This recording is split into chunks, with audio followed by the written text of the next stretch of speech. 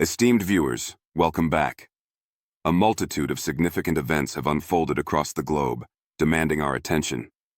Today we delve into a major development concerning the intricate dynamics of international trade, specifically the ongoing situation involving the United States and China. We have a substantial update regarding the current trade scenario with China. It appears former President Trump is poised and prepared to enter negotiations with China, signaling a potential shift in the complex relationship. Concurrently, reports indicate that India, a significant player in the global economy and a BRICS nation, has formally agreed to negotiate a completely new trade arrangement with the United States. This move could have far-reaching implications for global trade alignments and the balance of economic power. We'll explore these interconnected developments, analyzing the potential strategies at play and what they might mean for the global economic landscape. We encourage you to stay tuned as we unpack these multifaceted issues. Furthermore, we will present our conclusions at the end of this analysis. To ensure you don't miss future updates on these critical global shifts, please consider subscribing to our channel and activating notifications. Your support, including liking this video, is immensely valuable for the channel's growth and helps us continue bringing you in-depth analysis. We'd also love to hear from you. Let us know in the comments where you're watching from. The assertion is that the Chinese are maneuvering to preserve some facade of national pride and standing amidst these trade pressures. It seems as though Trump's strategy involves applying significant economic pressure, effectively squeezing China, and compelling other nations globally to align against Beijing's trade practices. This complex geopolitical chess game forces nations to reconsider their alliances and economic dependencies. The underlying tension stems from differing economic models and approaches to international trade regulations. China's economic ascent has been heavily intertwined with global markets, particularly the vast consumer base within the United States. This dependency creates vulnerabilities that can be exploited in trade negotiations. The current administration appears intent on leveraging these vulnerabilities to reshape the trade relationship, aiming for what they deem a fairer playing field. The global community watches closely, as the outcome of these negotiations will undoubtedly send ripples across international markets and influence future trade policies worldwide. The pressure isn't solely bilateral. It involves a broader effort to rally international support, creating a more unified front when dealing with China's economic practices. This strategic alignment aims to amplify the impact of negotiations and encourage China to adopt trade practices more aligned with Western standards, particularly concerning intellectual property and market access.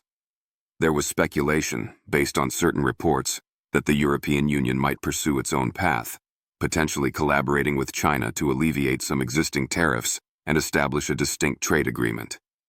Such a move, one could argue, might run counter to the overarching strategy attributed to Trump, which seems focused on consolidating global pressure rather than allowing separate bilateral deals that could dilute that pressure. A separate EU-China deal could potentially undermine the unified front the U.S. appears to be building. However, the broader economic picture remains undeniable.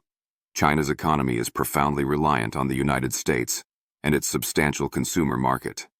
They have strategically constructed their economic powerhouse, their entire manufacturing ecosystem, and their status as a superpower largely on the foundation of access to American consumers and the wealth generated within the U.S. This reliance is a cornerstone of their export-driven growth model. Their manufacturing surplus and dominance are intrinsically linked to the purchasing power and consumption habits of the American populace. China has become the workshop of the world in many respects, by catering to this demand. Therefore, the actions taken by the U.S. administration, particularly the imposition and potential renegotiation of tariffs, strike at the very core of China's economic model. Trump's approach seems designed to fundamentally challenge this reliance, metaphorically cutting China off at the knees by disrupting established trade flows and forcing a reassessment of the terms of engagement. A renegotiated trade agreement between the U.S. and China would inevitably be a complex undertaking. It wouldn't merely revolve around the existing tariff structures, which have already seen significant escalation. As we understand it, the U.S. currently maintains tariffs averaging around 145% on various Chinese goods. In response, China has implemented retaliatory tariffs on U.S. products, reaching approximately 125%. Both nations have signaled a potential endpoint to this tit-for-tat escalation, suggesting they might have reached their respective tolerance limits for increasing duties. They've indicated they are essentially done with further tariff hikes, paving the way for the next phase, negotiation. Please make sure to watch this video until the very end, as we will be drawing important conclusions from these developments. This sets the stage for potential, albeit likely protracted, negotiations. The process is anticipated to be drawn out due to the inherent complexities involved. One major point of contention, which adds significant layers to any potential new trade deal, is the issue of intellectual property rights and fair competition. A key concern frequently raised involves allegations of Chinese entities appropriating American ideas and technologies, then replicating and mass-producing similar, often lower-cost products. This practice, critics argue, allows Chinese manufacturers to undercut American businesses on price, creating an uneven playing field and harming U.S. industries. Addressing this issue of intellectual property theft and ensuring fair competitive practices would be a central and likely challenging component of any comprehensive renegotiation. It requires establishing robust enforcement mechanisms and mutual understanding on innovation protection, which historically has been a significant point of friction. The perceived unfairness of these practices fuels much of the drive for a fundamental reset of the trade relationship. Furthermore, the sheer scale and interconnectedness of the two economies mean that numerous factors must be carefully considered during renegotiation. China's role as a manufacturing superpower, built upon its access to the U.S. market, needs to be reconciled with American goals of promoting domestic production and reducing the substantial trade deficit. This deficit, reportedly standing at around $3 billion, though figures can vary depending on calculation methods, represents a significant imbalance that the U.S. administration is keen to address. Whether this deficit can be entirely eliminated through negotiation remains a complex question. The intricate supply chains, established over decades, cannot be easily or quickly reconfigured. Any new agreement must navigate these complexities, considering not only tariffs and intellectual property, but also market access, subsidies, currency manipulation concerns, and enforcement mechanisms. The goal appears to be not just a superficial adjustment, but a fundamental restructuring of the economic relationship to ensure, from the U.S. perspective, greater reciprocity and fairness. Trump seems determined to orchestrate this reset, impacting not just U.S.-China trade, but the entire global trade architecture. Consider the example of the iPhone, a product deeply embedded in these global supply chains. There has been considerable speculation, and some might argue, fear-mongering, regarding the potential cost implications if iPhone production were shifted entirely to the United States. Initial claims, often cited by critics of reshoring initiatives, suggested astronomical price increases, perhaps costing around $30,000 per device. This figure was later dramatically revised downwards by some analysts to perhaps $3,500, still a significant increase, but far less sensational. More recent analyses suggest that the actual impact might be considerably smaller. Because of the substantial profit margins Apple enjoys on its products, some argue that the company could absorb much of the increased production cost. The actual price hike for consumers might only be in the range of $100 to $200 initially, potentially decreasing over time as domestic manufacturing efficiencies improve. This calculation hinges on the fact that while labor costs are higher in the U.S., the actual labor component in assembling an iPhone is relatively small compared to the costs of components and Apple's own margins. Therefore, the argument suggests that producing iPhones domestically is feasible without crippling price increases, contrary to some initial hyperbolic claims. It is believed to be surprisingly inexpensive in terms of the direct labor required for assembly. The primary challenge lies not necessarily in the labor cost itself, but in establishing the necessary scale and sophistication of manufacturing infrastructure within the United States. Replicating the vast, highly optimized factory ecosystems currently utilized, primarily in China, requires significant investment and time. Having an adequate number of factories capable of mass-producing iPhones to meet global demand is the key logistical hurdle. So, While there might be some initial upfront costs associated with building this capacity, and potentially a modest initial price adjustment, the long-term feasibility is presented as much more viable than often portrayed. This example highlights the complexities and often exaggerated narratives surrounding the potential impacts of shifting manufacturing back to the U.S. It underscores the need to look beyond headline figures and analyze the underlying cost structures and logistical requirements. Much of the discourse appears to be influenced by fear-mongering, obscuring a more nuanced reality regarding the possibilities and costs of domestic production, depending heavily on the specific sector and product involved. Of course, there are certain goods and materials that the U.S. simply cannot source domestically due to geological or resource limitations. For these items, international trade remains essential. This reality is acknowledged, and the strategy isn't necessarily about complete autarky, but about establishing fairer and more balanced trade relationships. Trump has made it clear that while prioritizing American interests, he is open to trade with various countries, provided the terms are equitable. This is precisely why his administration has been actively renegotiating numerous existing trade agreements with different nations around the world. It's not about shutting off trade entirely, but about reshaping it. He has certainly articulated this approach, signaling a willingness to engage with partners who operate under principles deemed fair by his administration. This involves not just addressing trade deficits, but also tackling issues like non-tariff barriers, regulatory alignment, and reciprocal market access. The renegotiation process is a core element of this broader strategy to rebalance global trade flows in favor of American producers and workers. Another contributing factor driving these renegotiations relates to the Treasury situation that unfolded previously. Fluctuations in Treasury yields and the actions of foreign holders of U.S. debt created market instability. Specifically, there was a period where we observed significant downward pressure on the stock market, coinciding with a sharp increase in Treasury yields. This dynamic, sometimes referred to as a death indicator in certain market analyses, signaled underlying economic stress and prompted concerns about financial stability. The selling off of U.S. Treasuries by foreign entities can influence interest rates and market sentiment, creating volatility. This situation likely reinforced the administration's desire to reduce reliance on foreign capital flows and strengthen the domestic economic foundation, making renegotiating trade terms and reducing deficits a key part of mitigating such financial vulnerabilities in the future. Addressing the Treasury market dynamics became intertwined with the broader trade agenda. This brings us to related domestic policy considerations, such as the discussion around daylight saving time. President Trump recently called for making daylight saving time permanent. This seemingly unrelated issue actually ties into the broader theme of optimizing the U.S. system, albeit on a different level. The administration had discussed this possibility back in December following the election win. The proposal to make DST permanent means it would remain lighter later into the evening throughout the year, including during the winter months. The primary argument in favor often revolves around perceived benefits like energy savings, though debated, increased retail activity in the evenings, and potentially improved public mood due to more evening daylight.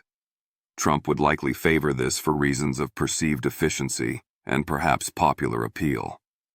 However, there's a significant trade-off. Permanent daylight saving time would result in much darker mornings, especially during winter. Children would be going to bus stops in the dark, and commutes would begin before sunrise for many. This raises safety concerns and disrupts natural circadian rhythms. Recognizing this trade-off, when asked about the issue roughly a month ago, Trump characterized it as a 50-50 issue, acknowledging the divided public opinion and the valid arguments on both sides. Most analyses suggest that while many people dislike the biannual clock change, the preference between permanent standard time, darker evenings, and permanent daylight saving time, darker mornings, is split.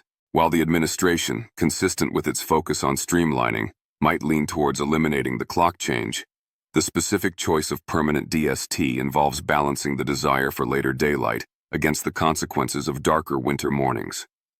The logistical costs associated with the time change itself, estimated by some studies at around $1.3 billion annually due to factors like sleep pattern disturbances and scheduling issues, also play into the debate for eliminating the switch altogether, regardless of which time standard is ultimately chosen. Trump seems inclined towards permanent DST, likely viewing the later daylight as a net positive for activity and perhaps mood, despite the morning darkness trade-off. His administration seems focused on full optimization across various aspects of the U.S. government and daily life, and this is one area where that philosophy is being applied. Now, let's look at India's position within this shifting landscape, as reported by BRICS News and Watcher. Guru, India, a key BRICS member, has agreed to negotiate a new trade deal directly with the United States. This negotiation is framed by some sources, including Indian officials apparently, as a potential win-win scenario that could be finalized within the next 90 days.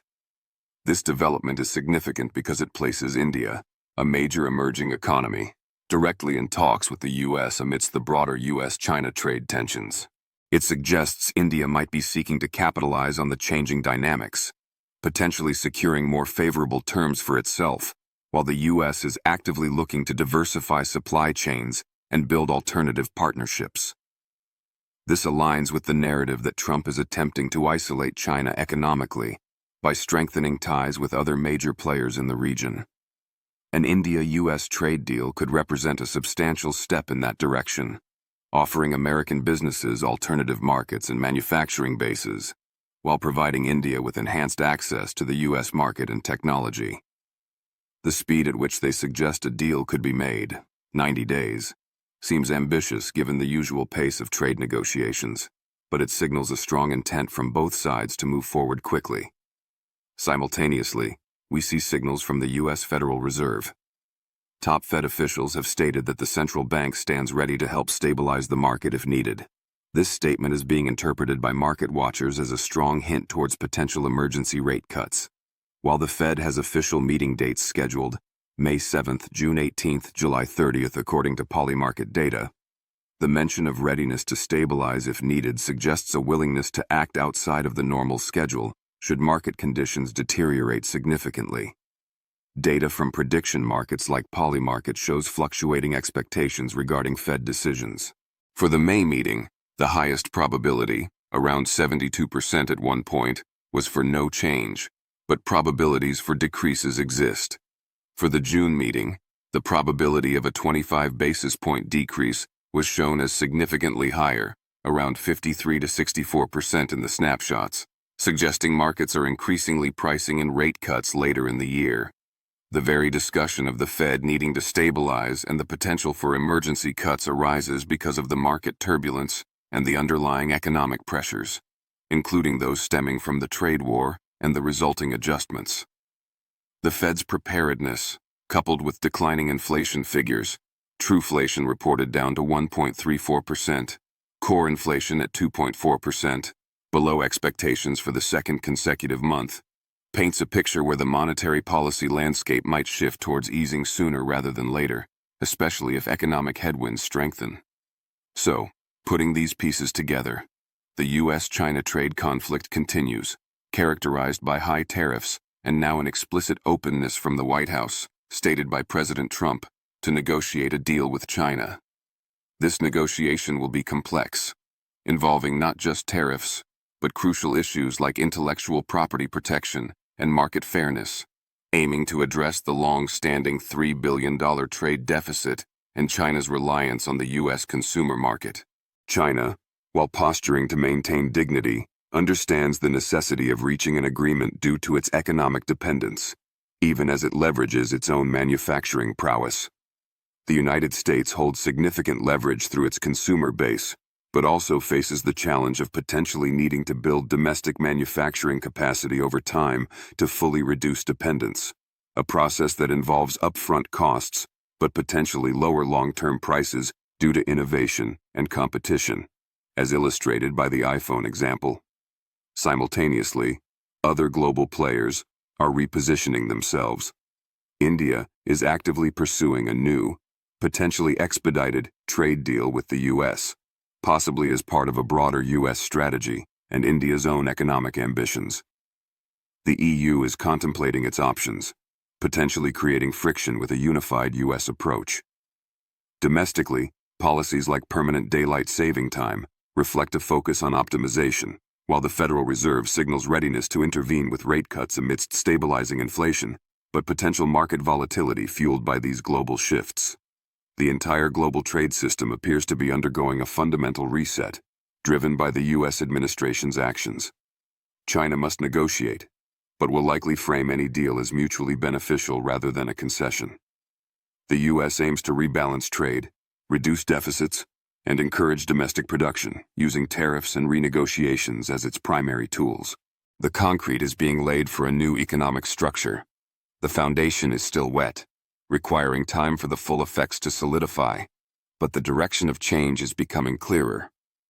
The process involves intricate maneuvering, balancing domestic economic goals with global realities, and leveraging national strengths in high-stakes negotiations. In conclusion, the current global economic and political stage is marked by significant realignment, primarily driven by the renegotiation of trade relationships spearheaded by the United States, with the U.S.-China dynamic at its center. While the rhetoric involves pressure and strategic maneuvering, the underlying economic realities, particularly China's dependence on the U.S. market and the U.S. need for certain imports, necessitate eventual negotiation and compromise, even if the terms heavily favor the U.S. position due to its consumer leverage. The existing tariffs have set the stage, and while China attempts to save face, a deal is almost inevitable for their economic stability. Other nations, like India, are actively engaging in this shifting landscape, seeking advantageous bilateral agreements.